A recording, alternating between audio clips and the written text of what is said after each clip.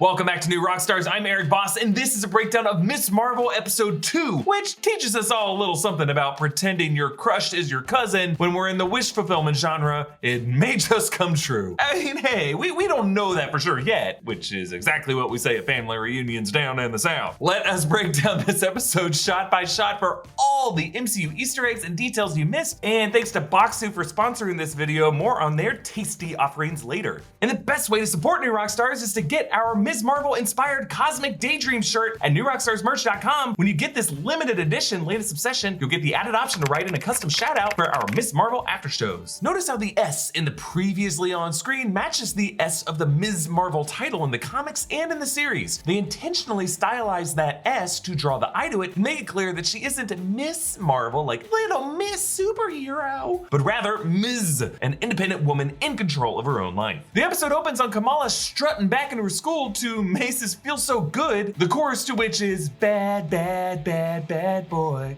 You make me feel so good. A little tease of the bad, bad boy Kamran, whom Kamala will fall for this episode. Bad, bad boy with ulterior motives. She wears a Save Ferris button, Save Ferris being a ska punk band who of course got its name from the gag in Ferris Bueller's Day Off, where Ferris faked being deathly ill to get out of school, launching the Save Ferris campaign, while he rigged up a stereo in his bedroom to fool his parents, similar to how Kamala tried to use Zuzu to trick her parents into thinking she was in her room. She fools around with a basketball, echoing Andrew Garfield Peter Parker's post power-up moves in The Amazing Spider-Man, but then she bumps into Kamran, knocking over her chemistry textbook, as we saw with Peter and MJ smooching beside their chemistry textbook. It's a little on the nose. Kamran wears the color blue, and with Kamala's purple color tones, there definitely is some conscious wardrobing here, as in the Ms. Marvel comics, Kamran gets hit with the same Terrigen mist that Kamala does, transforming him into an Inhuman with blue colored bioluminescence, where he can release energy blasts or transfer his energy into an object, causing it to glow and to explode. This episode's ending reveals Kamran was targeting Kamala from the very beginning, in league with his mother, Najma, and I would not be surprised if he actually bumped into her on purpose here, either to plant a tracker on her, maybe lift something off her, or maybe just test her power reflexes. Kamala tells Bruno, I tried to shrink and fly and talk to ants and none of it worked. Wait, what makes you think you have Ant-Man powers? Because we're both charming and we look a lot younger than we are. a nod to actor Paul Rudd's freakish agelessness, and the fact that in the MCU, Scott Lang bypassed the blip while he was in the quantum realm, making him older on paper than he is biologically, and at one point in Endgame, he did have the body of a baby, and the fact that all of these MCU actors playing teenagers are several years older in real life than their characters are. They passed this poster with a QR code, which is also something we saw in many episodes of Moon Knight, intentional Easter egg snuck in there by the Marvel Studios team, because when you scan this with your phone, it actually takes you to an issue from the 2014 Ms. Marvel run. Actually, this same QR code showed up in episode 1 on the ATM in Bruno's Circle Q store, and last week that code took you to Ms. Marvel number 1 from 2014. This week, the QR code takes you to number 15 of the 2014 Ms. Marvel run, the issue when Kamala meets Kamran. Social media star Zoe Zimmer quadrupled her followers, posting about her rescue by Kamala on TikTok, and she brags about it here in the cafeteria. And then this beautiful white light cascaded over me. I felt this wave of calmness, like I knew I was safe. Okay, I don't want to read in this too much. And we're all probably gonna come around on Zoe. She's actually much nicer than she seems right now. But the one thing we know about that hard light that saved her was that it was not the color white. It had other colors in it. I'm sorry, Zoe, I know you didn't mean to say it. But Zoe does bullshit the name Nightlight, similar to in Far From Home, when Ned had to come up with a superhero name and came up with Night Monkey. The opening titles of this episode toggle through a bunch of interesting designs. First, Ms. Marvel as Brass Knuckles. The period on the Ms is the same shape as the Starburst icon on her bangle, then her car dashboard, then a Donkey Kong style game, and a night sky with a crescent moon evoking the Moon Knight title imagery, and then one in the style of Saved by the Bell. Kamala makes a fist. How does it feel? Like an idea come to life. Yeah, another clue that Kamala's powers are a form of wish fulfillment triggered by her inner desires and thoughts. Also, if this is innate to Kamala Khan's DNA, that makes it even more likely she could be an Inhuman as she is in the comics, but rather than exposed to Terrigen Mist herself, she just may be the daughter, granddaughter, and great-granddaughter of Inhumans and activated by a piece of Kree tech. That could be what triggered the Terrigenesis process. The mural by the playground that they train at was actual art created by New Orleans area artist and activist B. Mike Brandon Odoms. And then Kamala gets the idea from watching Bruno play, looks like the game Lucky's Tale, to use her hard light as a lily pad. Bruno's tablet impressively tracks Kamala's vitals and is able to deduce from that the power power comes from within her, not from the bangle. Meaning that the bangle really just unlocked the power that was already in her DNA from her family ancestry. And like we are wondering what that is, Kamala begins to speculate. So what, am I like Asgardian or something?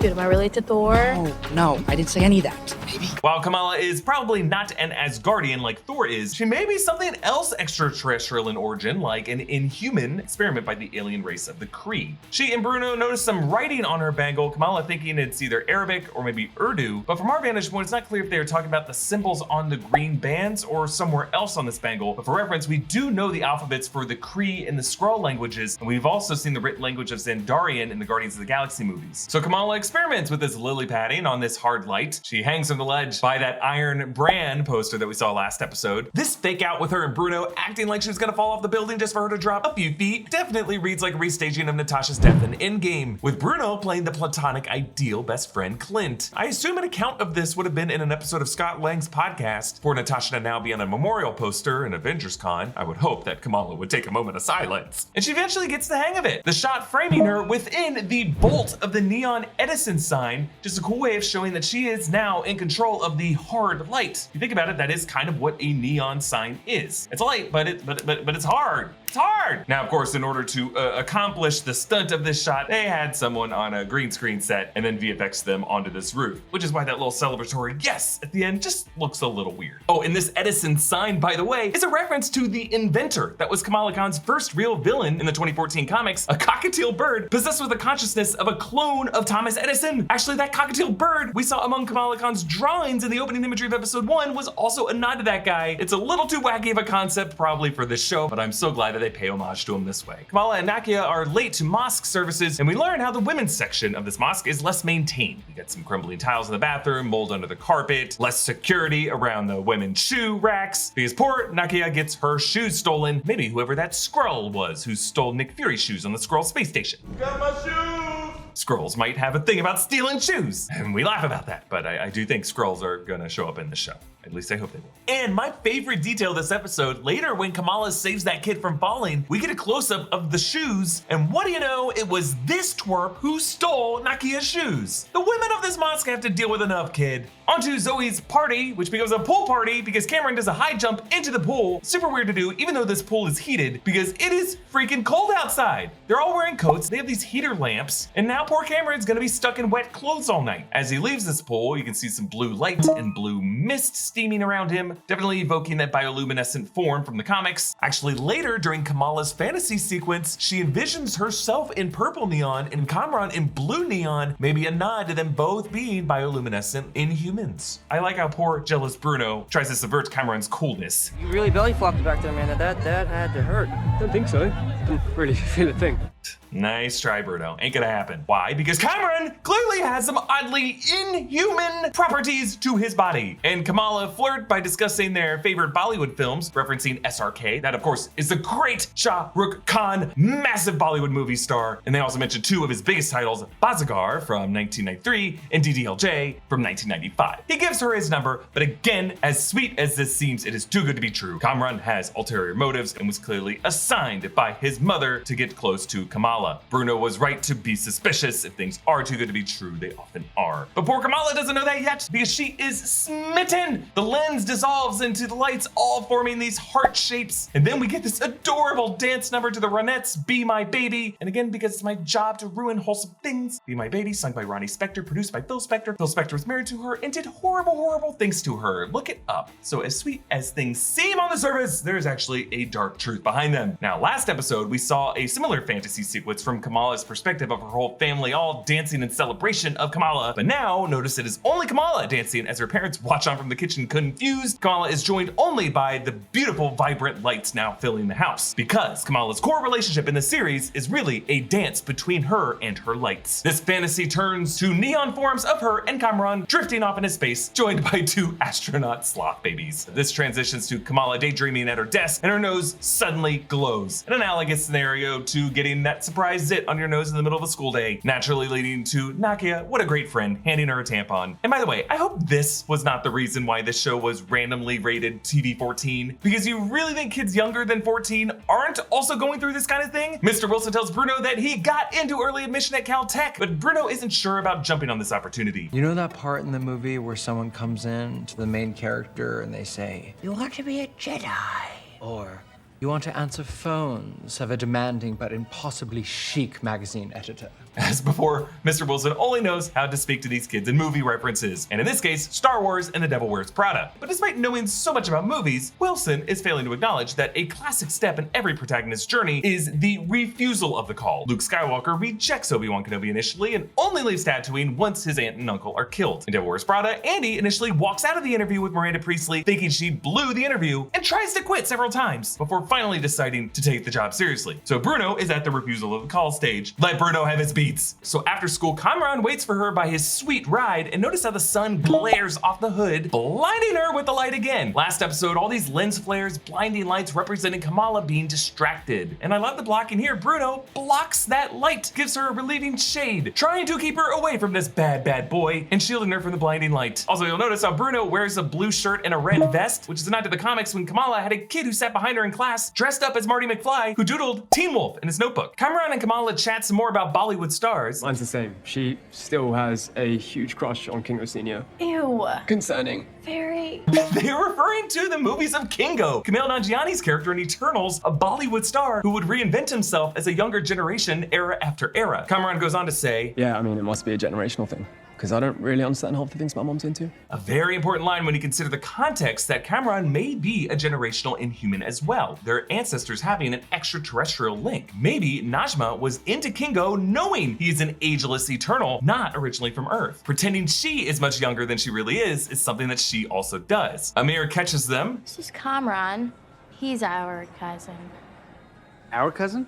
The ending of this episode does imply that they may actually be related. Hopefully he's adopted, because otherwise, why are you hitting on her like that, dude? Now, I've heard from a bunch of you new Rockstars viewers that you have already signed up for Boxu, but for those of you unfortunate, uninitiated, Boxu is amazing. It's a monthly subscription service that delivers premium Japanese snacks and tea pairings straight from Japan to your door. They source rare snacks from all over the country and partner with family businesses to make their own signature treats. All of this curated and delivered under a new theme every month. This is the box I got this month, and this month's theme is Midori Moments. So Midori means green in Japanese, and this box reflects the green rainy season in Japan. It's got a wide variety of wasabi, matcha, and fruit-flavored snacks. Let's try this Uji Matcha waffle cookie. Ooh, there's filling.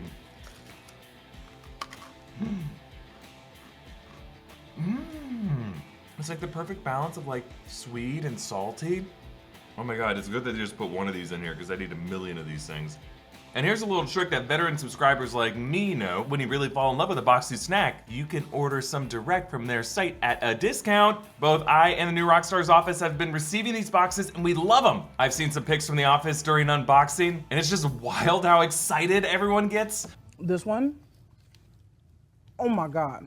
Plus, every time you get your Boxu in the mail, you can feel good knowing that you're supporting family businesses all the way in Japan. So if you want to get your own Boxu and enjoy your own Midori moment, click the link in the description and use the code ROCKSTAR to get $15 off your order. At dinner, Yusuf says, That's why we moved to America, right? So that our children could be anything that they wanted to be. Almost anything. yes, this is a common hope of all immigrants, but might have a deeper context if Muniba doesn't want Kamala to be a cosmically powered Inhuman. Yusuf goes on to say, Muniba's family moved to Karachi only after the partition. Back then, there was no Pakistan or Bangladesh. It was all one big country, India. After the British The British left us with a mess. So the partition refers to when Great Britain parted ways with British India in 1947 and the subcontinent divided into India and Pakistan, separating the military, the civil service, railways, treasury, millions of people along religious lines, Muslims to Pakistan, Hindus to India, displacing 10 to 20 million people, causing horrible ethnic violence, resulting in deaths estimated from several 100,000 people to 2 million people. It was a horrible dark time, one of the worst refugee crises we've seen in human history. Yusuf explains how Muniba's mother was caught up in all that, a toddler on the last train out of a station, and got separated from her parents. Nobody knows how a little toddler, Sana, managed to get back on the train just before the train pulled out of the station. I like how Amir completes this part of the story, but then Yusuf turns to Kamala to finish the second part of the story about how the toddler made it back to her father. She followed a trail of stars. Right back to her father.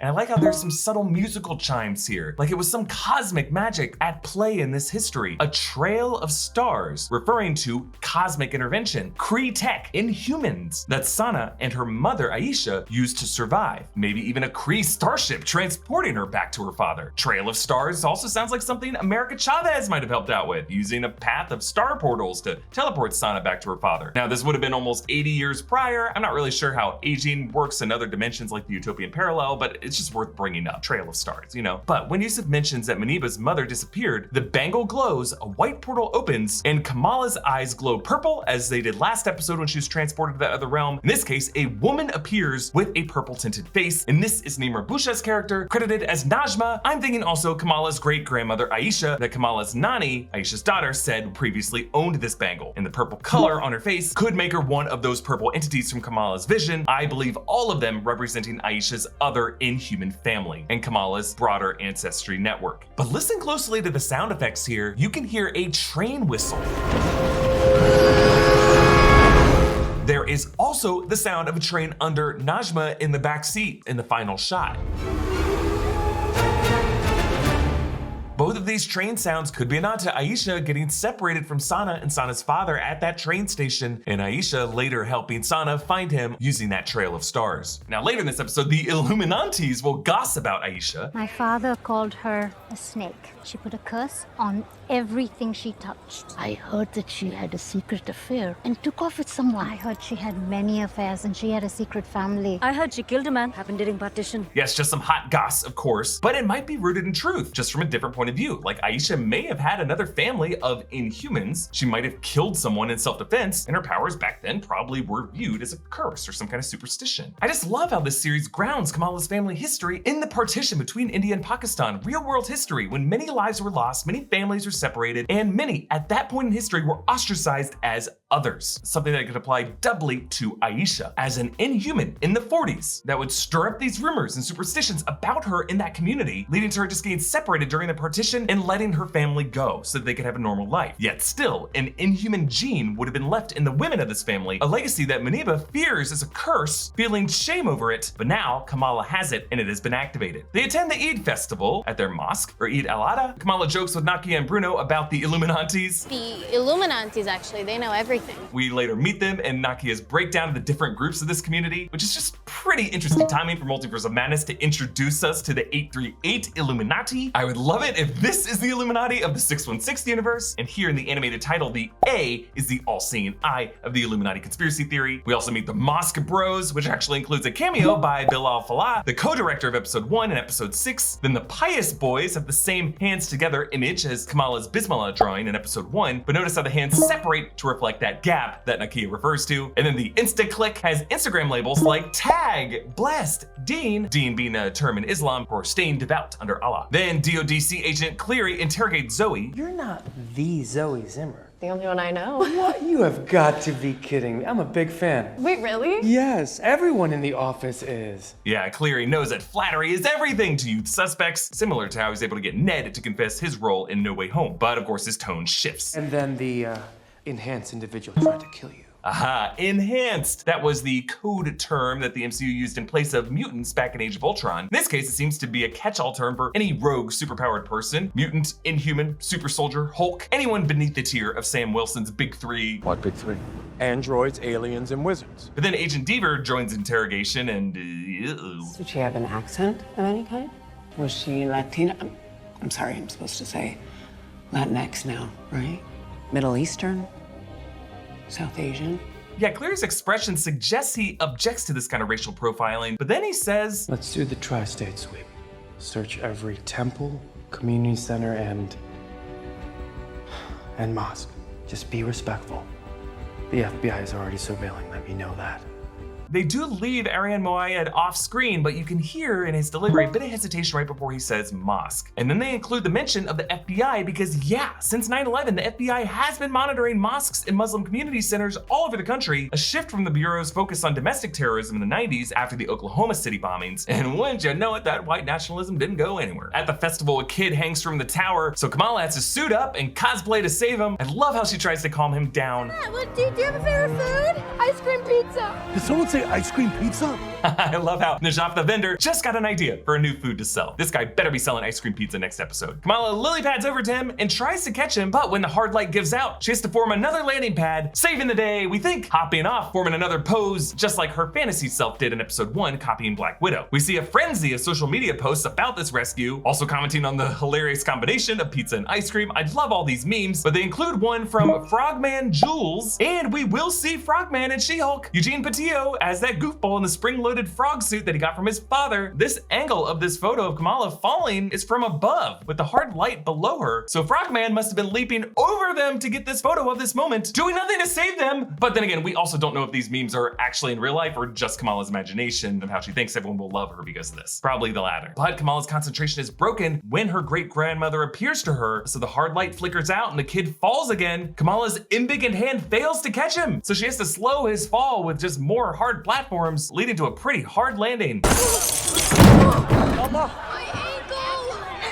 Oh, come on, kid, you already know it's your ankle. Kid's trying to get Kamala a yellow card. Kamala faces a drone that looks like a dark painted customized Stark drone from Spider-Man Far From Home and No Way Home, also cameoed in Multiverse of Madness. Remember that? That was weird. Now remember, the DODC and other agencies confiscated these drones so they would be in possession of them, but they don't necessarily have full control over Tony's Edith software, which might be why the drone's inner interface looks different than it did in Far From Home. Deaver shows up with DODC agents armed with these handheld sonic cannons. This should look familiar to you. This is more Stark tech, first seen in the 2008 Hulk film. It was a Stark Industries design when they used it on the Virginia campus, but Tony also added these to War Machine's armor in Civil War when he used it on Wanda Maximoff. These were also on the Stark drones in Far From Home, blowing Peter off of Tower Bridge, and we see these same guns in the She-Hulk trailer, suggesting it is the DODC there in that show. Also, a crazy detail in episode 1, if you're looking closely, looks like there is a photo of Jamila Jamil on the DODC's wanted posters in that post-credit scene. Jamil is playing the supervillain Titania in She-Hulk. So since we see these guns in the She-Hulk trailer, that might mean the DODC is the same agency that Jennifer Walters is dealing with in that series. And if Matt Murdock dealt with the DODC in No Way Home, it's just one more way Daredevil could cross over into She-Hulk. It's all connected! Kamala wrecks these drones just as effectively as Peter Parker did, but the sonic cannon obliterates her hard light, making it look so brittle. And I think this hard light is actually meant to look wrinkled and creased to deliberately evoke paper mache, as if this is glowing paper mache, as Kamala's powers were activated while she was wearing paper mache Captain Marvel cosplay. As I explained in my video where I interviewed the directors, this form of Kamala's powers is intended to be a temporary look that Kamala will evolve past. And I think this hard light is really pieces of her Terrigen cocoon that she's gradually shedding off until she reaches her final form. Cameron's timing is amazing as he swoops in to pick her up, but in the backseat is a ghost!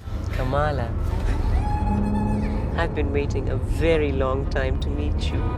It's all connected? Oh, because if Najma, aka the woman from the visions, is Kamala's great-grandmother Aisha, and if she's also Cameron's mother, that would make Cameron Kamala's grandmother's brother, or half-brother if he was born to a different father, but still, Cameron might be Kamala's grand-uncle? Thor, hook up Kamala with an escape here. He's adopted. Now, of course, it is very odd that Najma is still relatively young. If she's her great-grandmother from the 40s, she should be older, right? Well, Najma may instead just be a sister or cousin to Muniba, who just looks a lot like their great-grandmother. Might still be a relative that Muniba left behind in Pakistan, who in that case would make Kamran Kamala's cousin. But no, I don't think so. Najma looks exactly the same to these visions, and in those visions, she wore older clothes, had an older hairstyle, so I think Najma is the same person as Aisha, and the agelessness is because she is an Inhuman, the curse that the Illuminantes were talking about. Najma and Kamran might be Inhumans. Inhumans are known to live 2 to 3 times longer than humans are, age more slowly. Now I know you might say Eternals don't age at all, and Kamran did mention Najma liked Kingo movies. I just doubt that these characters would be ID'd as Eternals as well. There were only 10 Eternals on the planet. They were synthetic aliens. They don't really reproduce or anything. I really just think Najma liked Kingo because she identified another ageless figure hiding in public. Of course, another possibility to consider is that Najma might just be a Skrull taking on the identity of Aisha's appearance. The rumors that she was a snake could come from Aisha having a Skrull partner that she would trade places with, the way Fury and Talos have a partnership. Since in the comics, Kamran actually serves a villain called Lineage, Najma here might be this show's version of that character. It just remains to be seen whether she is truly villainous or someone who's actually trying to help her. But also we should point out, Carol Danvers' cosmic power up and ensuing Kree transfusions left her in a state in which she didn't really age from 1995 to 2023. So all of this might just be a symptom of Kree tech and cosmic radiation. And I just think it's so ironic that Kamala began this episode joking about how, like Ant-Man, she looks younger than she really is, and now that seems to be a genetic trait that she inherited. That is everything I spotted in episode 2 of Ms. Marvel. Check me out on Instagram and Twitter at EA Voss. Follow New Rockstars, subscribe to New Rockstars for more analysis of everything you love. Thanks for watching. Bye.